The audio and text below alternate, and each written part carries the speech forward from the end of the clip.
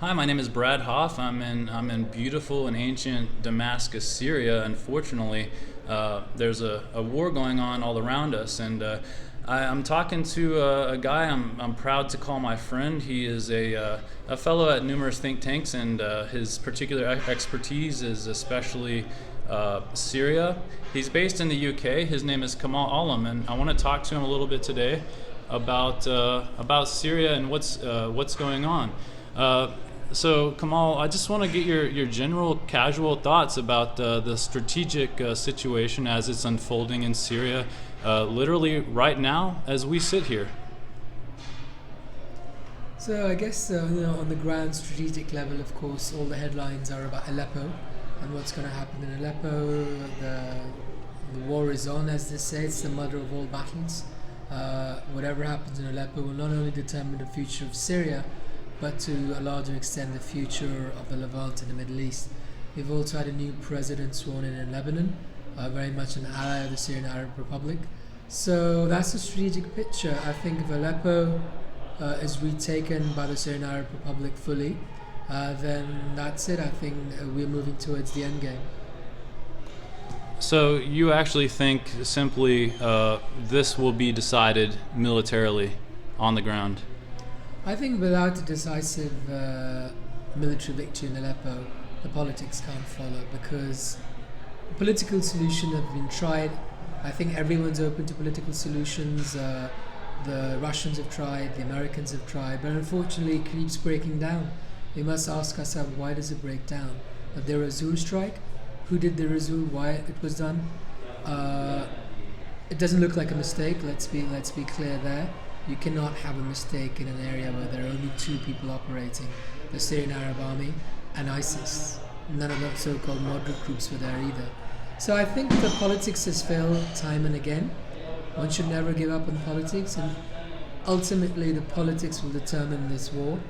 But before that, there needs to be some kind of outright military maneuver. Not a victory, not a loss, because at the end of the day, it's the Syrian people that are losing out. But the proxies are on the ground, and the proxies have to be driven out. So, as I walk the streets of Damascus today and this week, and as I'm here in this beautiful country, I'm actually shocked at just how normal life is, at least within the security arc of Damascus.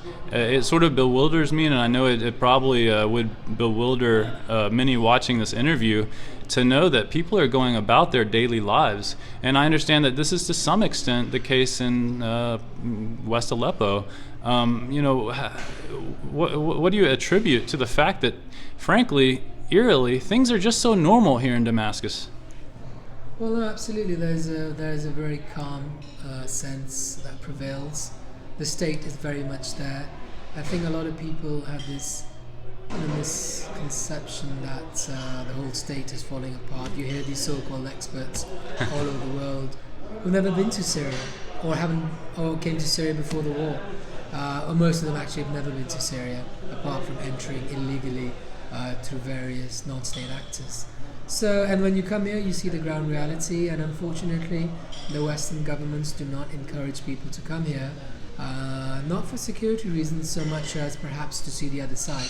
Every conflict has two sides, but it seems that in this particular conflict, they don't want the other side's voice heard. Yet they accuse the other side of being a dictator, but actually one needs to look closer to the reality. But yes, you've seen Damascus. Damascus is very much safe. There are other cities, Latakia, Tartus, which are worth going to.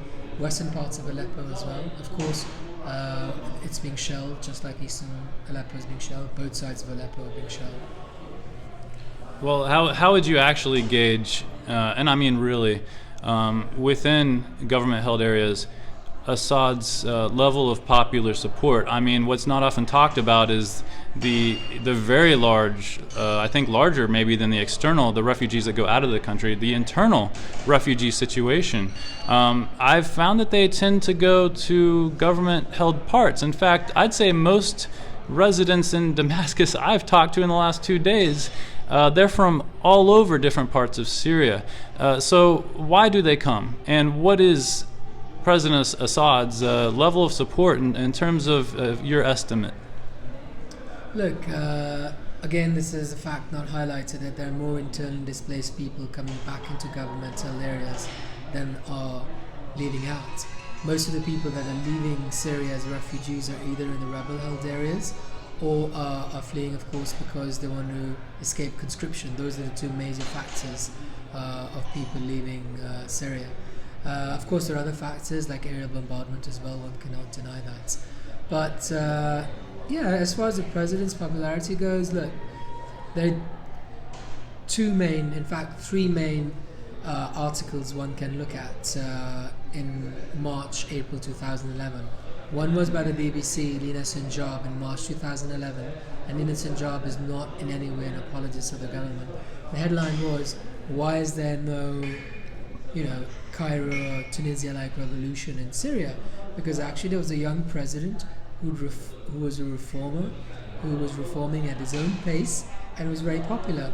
Similarly, even Al Jazeera had an article that came out saying that it's very unlikely that there's going to be a Tunisia-Libya-like revolution in Syria yet, because the Syrian president is generally popular. Similarly, the Doha debate, done in the capital of the Arab Revolution, Doha, came to, there was a debate done by Tim Sebastian, and towards the end, the majority of the people said they prefer President Assad to anything else. Similarly, last year, as Bigny Basinski and Brent Stowcroft, two very senior, people with 3 decades experience in U.S. national security, were on record. You can see the video on C-SPAN saying President Assad has more support than all the other groups combined together. So, and when you go around Damascus, you can see that there are people that like the government, but it's not about one man. I think people get bogged down in the West about needing one enemy. Whether there are enemies in Afghanistan, whether it's in Libya, whether it's in Iraq, whether it's in Syria. But the most important thing in Syria is the state. The most important thing in Syria is the institutions, the constitution. This focus on one man needs to stop, because, he isn't Superman, he can't do all good, he can't do all bad. Just like Jesus couldn't do all good and all bad, yet in the end Jesus was crucified. So, yeah, I think the obsession with the one man needs to stop. But without doubt, you go around and you've seen there's no compulsion. You're walking around freely in Damascus. You don't even have minders with you, so one can freely see what's going on. Yeah, one interesting, just little small anecdotal thing I noticed, in terms of my experience this week versus last I was here, which was just before the conflict began in 2011. And I'm actually strangely seeing few of those images, posters of Assad that used to be plastered everywhere, and it seems like there were pictures of Assad and his father and brother and about every taxi cab. Would you say that this crisis, this conflict, which I think certainly all sides have had just done horrible things, really, but would you say that this has brought a greater sense of realism in terms of the common Syrians' understanding of the state? In terms of maybe just thinking in terms of, as you said, it's not about the man, but about what will come after the man. Frankly, as an American, I don't care about Assad's political future, but speaking personally, I don't want World War III. Do you see World War III on the horizon? To ask a big question. No, I mean, I think, there's a lot of talk about that, but no, I don't see World War III. However, there is a global world war happening in Syria.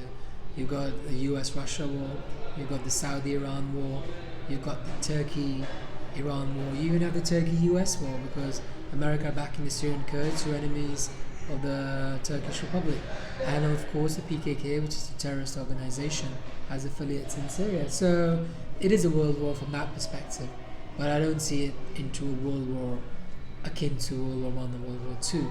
So, but yeah, I think that's the thing. What, in response to your question about Syrian people and the president and the state, as I said earlier, it should never be about one man. And as I said, most Americans, don't give a hoot about who the president of Syria or any other country is apart from their own country, and why should they? But a lot of Syrians are now realizing that the state needs to be protected because those areas which no longer has the state are suffering. Yet the state is providing salaries, pensions, and free healthcare to people who are also in the government-held areas. People come back to get their salaries and go back. They sometimes even send their children into government-held areas, unless of course they want to send them to Islamic radical schools which exist in the rebel-held areas. I'll give you an example that I witnessed today. There's a city of Attal, which is town/city, just in the suburbs of Damascus. It's been under rebel-held control for many years, but now there's a complete reconciliation done between the government and the rebels, which basically means that the city is surrounded by the Syrian Army, but people can come in, go out. There's no siege. A lot of people are teaching outside. They come to schools outside. They get provisions outside.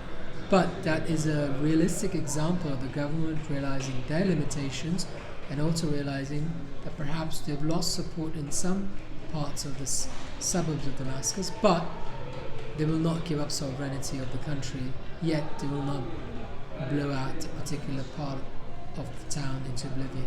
Well, thanks for that perspective. I know you're associated with multiple independent think tanks in the UK and the United States. I'm sure that you saying many of these things doesn't make you very popular in some circles. So just as a final wrap-up question, I mean, look, most people would hear what you just said and just they would just say you're just spewing a government propaganda line. However, I really have to obviously take your perspective to heart because you're saying you were literally just there. You're a British independent think tanker, and you're saying you're relating what you saw with your own eyes. And so, what do you tend to say to people that would label you like an Assadist or a propagandist? Look, as I said, this is a very divisive war. This is a very emotional war. Everyone has their own opinions. Everyone's free to their own opinions. But unfortunately, tolerance is coming to an end. And it's those very people who are attacking the Syrian president of being a dictator are being dictators themselves. And there's a complete hypocrisy here, because anyone who speaks the other narrative, he's immediately attacked personally, he or she. We know recently a few people have been forced out of their jobs in not just one country, many countries, whether they be news outlets, but also in political organizations. Pressure is put on people not to travel to Syria to see the truth. Seeing is believing, and if someone is sitting thousands of miles away from Damascus is passing judgments on things going on, they really have no right to. They need to come and see. Just like I have no right to pass judgment on parts of Syria I've never been to. People ask me about, what's happening in Idlib. I don't know. I'm in no place to comment on Idlib. People ask me what's happening in the Kurdish areas. I don't know because I'm not an expert in Syrian Kurdish areas. But what I do know is how the Syrian Arab Army operates. I do know what's happening in Damascus. And I do know what the Syrian state is doing to look after its sovereign territory. I would like to perhaps emphasize the Syrian military here. You've got 3 former heads of the British Army, General Lord David Richards, who was the Chief of the Defence Staff, General Richard Dannett, who was Chief of the General Staff, and Lord Guthrie, who was the former head of the army as well. All 3 of them are saying that we must allow the Syrian army to win this war because there's no other armed group that can provide victory. And there are thousands of fighters that other armed groups have, but none of them have the backing and the coordination that the Syrian military have with their Russian counterparts and other regional actors to win this war before the political ramifications can be thought about. Thanks so much for talking to me, Kamal. I know you're a very busy man here in Syria and in the UK, and travel back and forth, dialoguing, and frankly, I'm not just going to speak personally, and as a U.S. military veteran, former Marine. It sounds like what you're saying is that at the very least, dialogue is needed as opposed to World War III. If it's dialogue and rapprochement, on the one hand, versus World War III, it sounds like you're in the camp that says dialogue and Absolutely, rapprochement. it's about dialogue and reconciliation. And I want to end on one final note saying the Lebanese civil war was brought to an end by the Syrian Arab Army, given a mandate by the Arab League and the United Nations. So Syria is very much a responsible state and actor who also took part in the war to oust Saddam Hussein from Kuwait.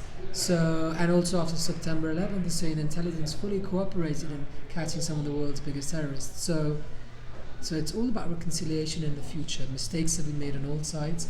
No one's perfect, but it's all about the future, and the future lies with the states of Syria. Thanks so much, Kamal.